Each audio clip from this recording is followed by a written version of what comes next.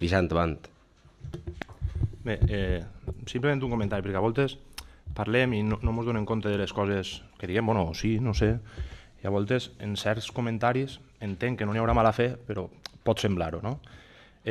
Comentes, Joan Carles, que l'informe està a disposició de tots, evidentment està a disposició de tots i cada un té el seu horari laboral i això és problema de cadascú, el meu horari és problema meu. Evidentment,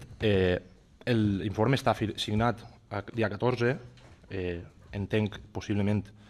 evidentment que fins el dia 14 que era després d'ahir no estaria, o sigui, segurament estaria durant el dia d'ahir únicament a disposició de tots, o a lo millor part del dia 14 també. Per tant, no hem tingut des que es va presentar la moció, tot i això és responsabilitat meva si el tinc o no el tinc, evidentment, però sí que em crida l'atenció que dimarts vam tindre una reunió, així, en l'Ajuntament, igual la gent que està escoltant-nos no ho sap, una reunió de portaveus en la que l'equip de govern ens va convocar, jo crec que encertadament, per a parlar de les dues mocions que es presentaven al plenari. Però és que ara, vist això, em fa la sensació que se'ns va convocar per veure què anàvem a votar nosaltres.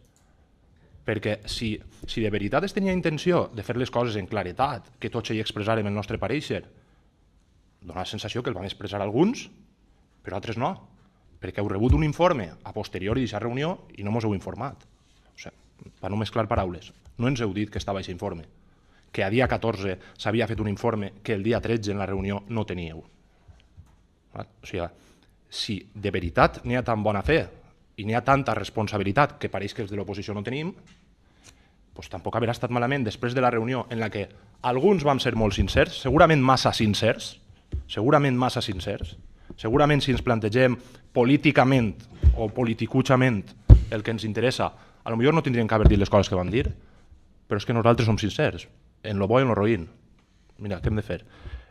Després ens cauen palos per una part i per altra, o no. Però si de veritat n'hi havia bona fe, doncs tampoc haurà estat malament que ahir,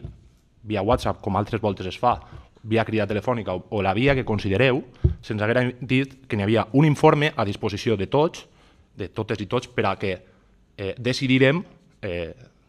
arreglo a l'informe del que ara estem parlant. Bé, dit això, sí que ens agradaria saber, perquè es parla contínuament de que hi ha dubtes, però no s'entra en els dubtes concrets, o almenys és la sensació que tinc jo, no sé si s'ha parlat d'alguna concret i se m'ha escapat. Per tant, sí que m'agradaria saber si algú ens pot dir quins dubtes n'hi ha respecte a l'aprovació de les mocions.